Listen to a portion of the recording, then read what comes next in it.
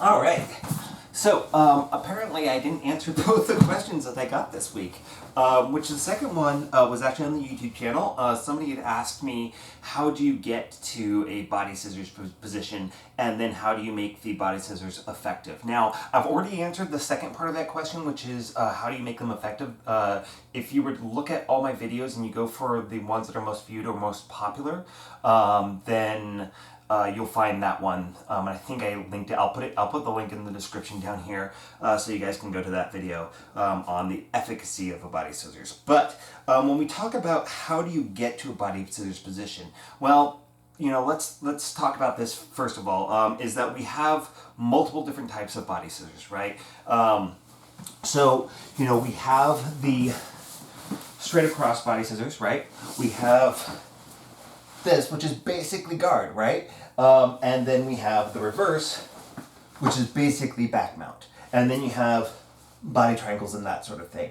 And so let's go ahead and talk to about each of those individually. Now, when it comes to the most common one that I think that you're going to find that we already have answers to how to get there is going to be your guard and back mount positions. So, the first thing is that when we are starting off, and I've covered this quite a bit now, is that, usually when we start off, we're going to be starting off on our knees. Now, we could be starting standing, and so if I'm starting standing, why don't I go ahead and address that first, is that if I'm here, I'm going to get a back of the neck grip, and I'm going to get an underhook, right, on the opposite shoulder. I might have a tricep grip, but I kind of would probably prefer an underhook here. Now, if we were wearing a gi or something like that, I might get an inside cross lapel grip or even a same side grip and a sleeve grip or something along those lines. But pretty much all you would do is you just put your foot on the hips, drop down, and catch into the guard position, right?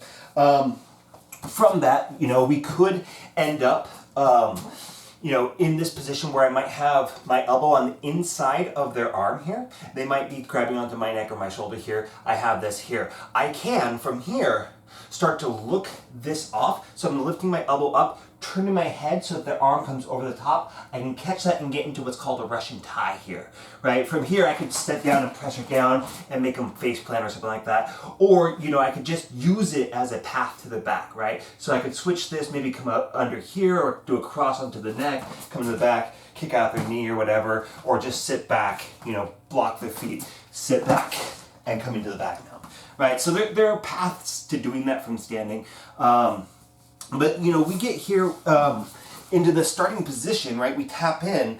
And again, if we're coming up here, and I've talked about that a lot, there isn't really a path to it. So if what I wanted to do was I wanted to get into a scissor position, right, I'm going to sit down. And I'm going to have my hooks kind of here in the middle because, your opponent might try to come on top of you, which, again, we've talked about loading onto the hooks or something along those lines, right?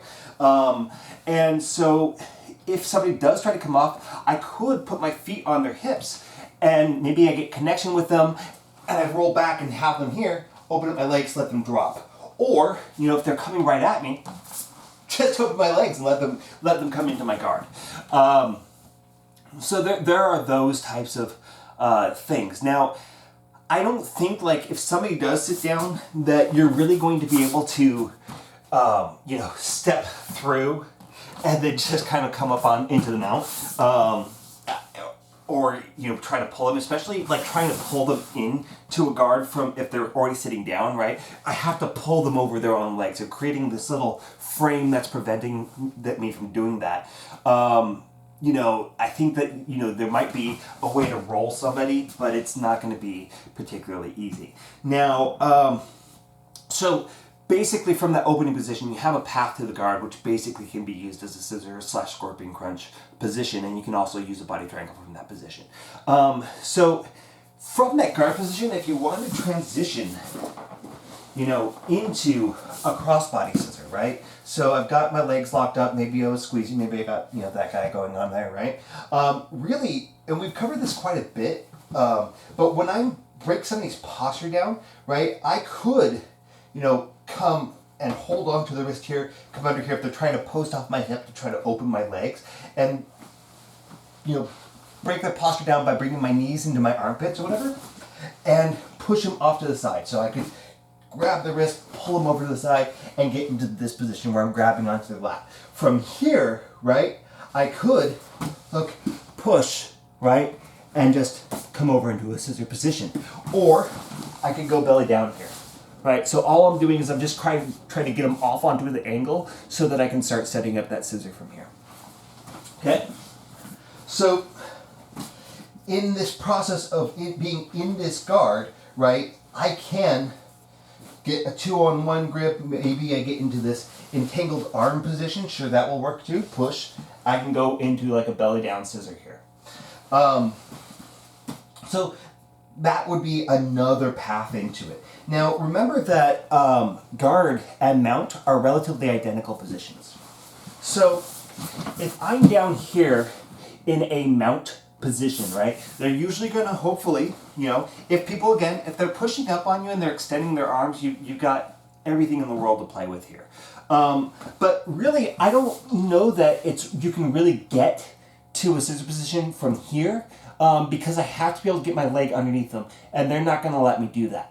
Okay, so what I'm going to do is any number of ways, right? I can come up, I can start to pressure this arm down, right? We've talked about this before, getting into a side mount position. So I'm basically threatening the Americana here, right? So I pin to the ground, hold the wrist, bring my elbow down by their neck or head, whichever, and then I'm gonna grab my wrist, and then I go ahead and I finish that Americana. Now, in order for that to happen, in order for that to work, their shoulders have to stay flat on the mat. So they know that. They're going to, once you get that, they're going to come up onto their side. From here, because I've already got this grip, I can pass their, sorry, it's going to be the upper arm. I'm going to pass that down to my bottom arm here. I can grab my own forearm here if I want to, and then I'm going to slide my knee up and post here. Okay?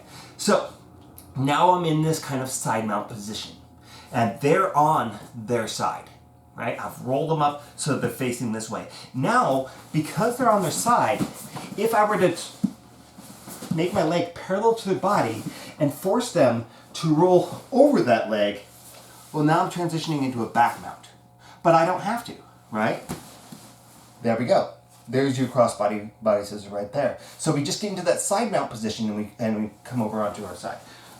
So they're in the parallel position because they know that they don't want to have their arms free, right? And I'm down here. I can start to use my chest. So I'm going to take my left nipple, I'm going to put it on the right arm, and I'm going to start pushing that down to the ground. I'm just holding this here so the foot motor doesn't move. But generally I'm going to be out like this. I might cup the back of their head here. And what's going to happen here is that they're going to feel their arms starting to separate from their center line. And so they're going to squeeze that in. So I'm going to use their pushing and pulling their arm back this way. And I'm just going to follow that energy by lifting my chest off momentarily and pushing their arm across, right? So from here, I can start rolling back to the center and grab that grip, get that figure 4 grip or dog paddle grip. So the difference is 2-on-1 here, or I can grab my own wrist, right? This, of course, is going to be a little bit of a stronger grip in a way. I kind of like the Kimura Americana grip here, the figure 4. So it's really just down to preference.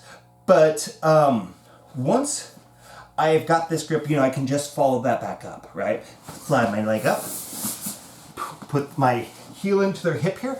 Because I want to transition to the back, or in this particular case, there are other reasons why I might want to be in this position. But for right now, since my goal is to either get to the back or get to a body scissor position, I'm not going to really worry too much about, you know, having my heel dug into here, having, you know, good post here so they can't knock me back easily, dropping my hips down or whatever, because all I'm doing is I'm rolling them up so I can get my leg under their body, right? So I get my leg connected to their back, and then when they roll back, they're going to slide over my leg very easily, and then I can get into that scissor position. Okay? So, just another way that you can possibly do it. From side control, you know, oftentimes, you know, there might be instances where this might become a little bit easier. You know, it's going to be a little bit wonky. Like, if they're flattened out, again, their back is completely down, so I can't get my leg under the back particularly easily here. So, you know, I might come up into a knee ride position and use that as a transition into the mount, right? But really from side control, what I'm probably going to see is that they're going to come bridging into me. Maybe they've got this underhook here and they're trying to get around to my back or trying to get themselves to shimmy out that direction, or whatever. They're trying to frame off of me, and I can just swing my leg around and come around, right? So you see that I've got this underhook, I'm hooking their armpit here. When they come up, I'm not gonna have that grip anymore, but I'm gonna go ahead and keep holding onto their neck. I don't care really if they're here or if they're here, right? If I'm trying to get to a scissor, if I'm trying to go to that shoulder lock, then I care. But for right now, I'm just gonna bring my leg under and I'm just gonna tuck it here, right? Very, very close to the body here.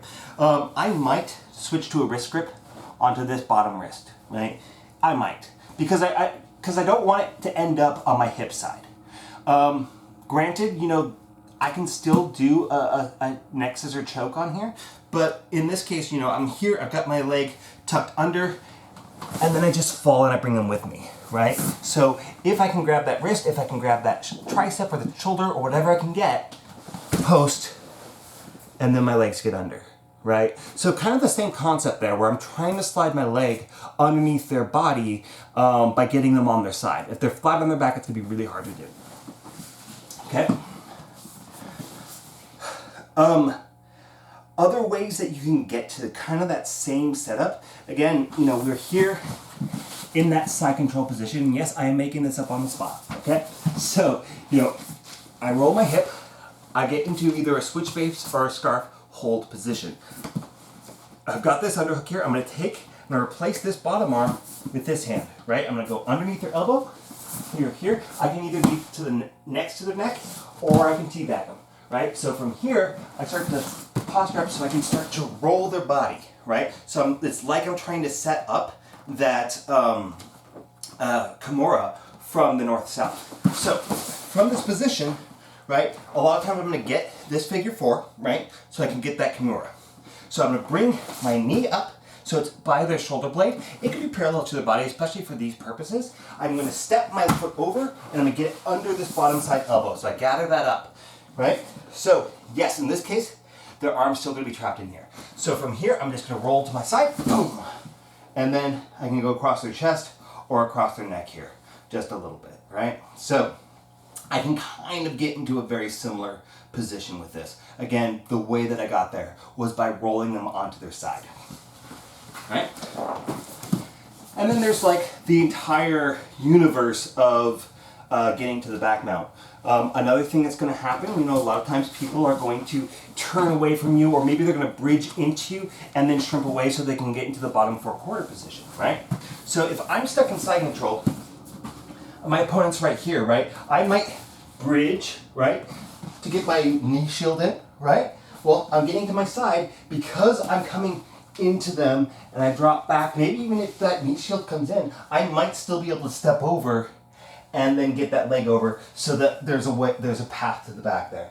But a lot of times what people are going to do is that, you know, they're going to have the underhook on this side. So this arm that's by my hip goes under and grabs my shoulder. When I come over here, they know I want to get this knee shield in so I can start to square up and go back to guard. Okay, we've done that quite a few times on this channel already, so hopefully you know that that's there. So if I'm trying to do that, he's going to move his arm to this side. So from here, I'm going to respond by stripping out. This is one option, right? Come onto my knees and then make him follow me so I can grab his leg, pull it up, and get to side control myself, right? So there's kind of this really nifty low single there. Maybe I'm very good at a sit out, so I get to this position, right? And then I can sit out one direction or the other, depending what the grips are, right?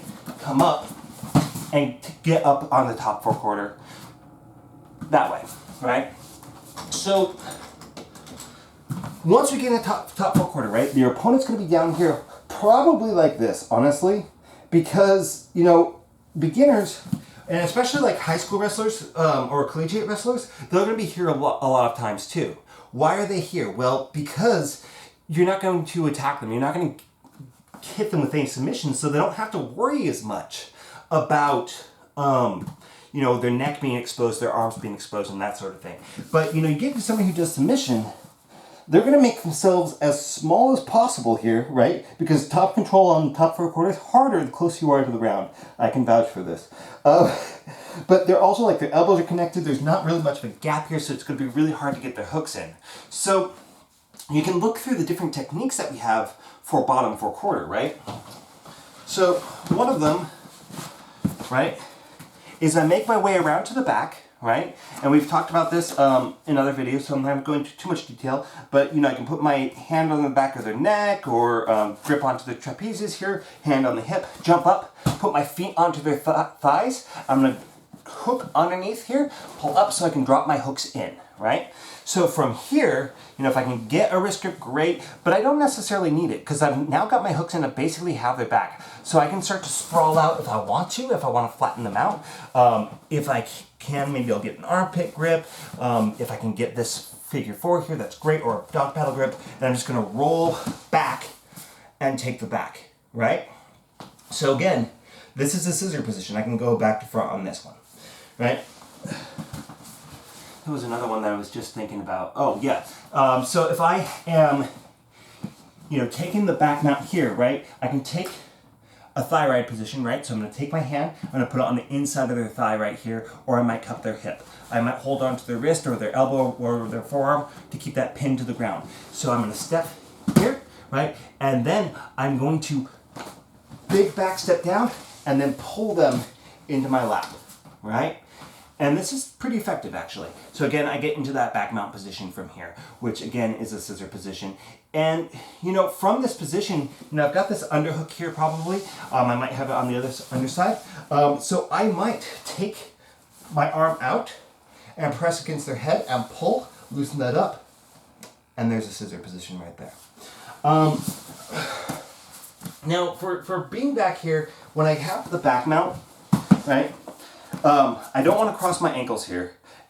If I'm going to do a scissor, I'm going to try to bring my legs as far up as possible because I don't want him to bring his legs over the top of mine and do a straight ankle lock here. So again, from the back, it's probably better to go for like a body triangle or something like along those lines. And so really a lot of times, you know, when I get to a back mount position, I'm usually going to fall to my side, and whatever leg is down, this is going to be the leg that is up. It's usually going to be married to this other leg. I'm going to put my foot right on the iliac crest, the top of the pelvis here, to stop them from being able to come up. I've got the overhook on the bottom side, so he can't flatten out his shoulders onto the ground, right? It's not, you know, if I don't have that in reversed, I need to make sure that my head's there, right? So I'm here. But for today, we don't have to worry about that so much. So I'm here, maybe I'm here, whatever. So it's hard for him to flatten out. So from here, I can just hit back. I want to make sure that, just like with a triangle, I want to get my leg, a triangle choke, I want to get my leg perpendicular to his body, okay? If I'm down here, a lot of times what's going to happen is I'm going to get hooked on the hips, and the hips are not compressible. So I want to get my leg up. So I can have my foot on the hip or whatever. I've got, you know, whatever grip I have here, and I might be able to just bring that up. And it's probably going to be easier on a person than a foam roller. So from here, right, maybe I'm using just this hand to hold on to this, hold on to my shin, bring this over the top, and lock it. Or, right, we've talked about this where I like start to go for the choke. They start to defend, so I extend down. I flop that leg behind, pull over the top. So now that arm is kind of trapped in there as well. And then once I got that body triangle, I can bring my knees together. I can flare my foot out. I could give myself a big hug down here, right? Could be up here as well, right? Just to make that tighter and more miserable for them. So that's my short answer for how to get to a body scissor position. Again, it's kind of a big topic because there isn't like one solid position for what you get into in order to consider something to be a body scissor. So I've given you guys quite a few entries there. And I know that pretty much every one of these entries I've shown you as kind of positional things for other things, but it's the same concept, right?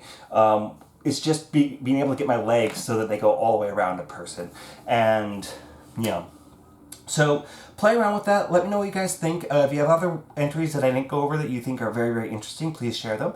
And let me know if you guys have further questions. This is how we get new content on this channel, is people ask questions, people have ideas. I find new things, or I learn something new, or I remember, oh yeah, I should have taught that a long time ago. Which there's some things that fit into that category that I haven't quite shown yet because, you know, not having a partner to show sometimes makes things difficult. So, hopefully that's helpful. Thank you for asking, and you guys have a lovely afternoon.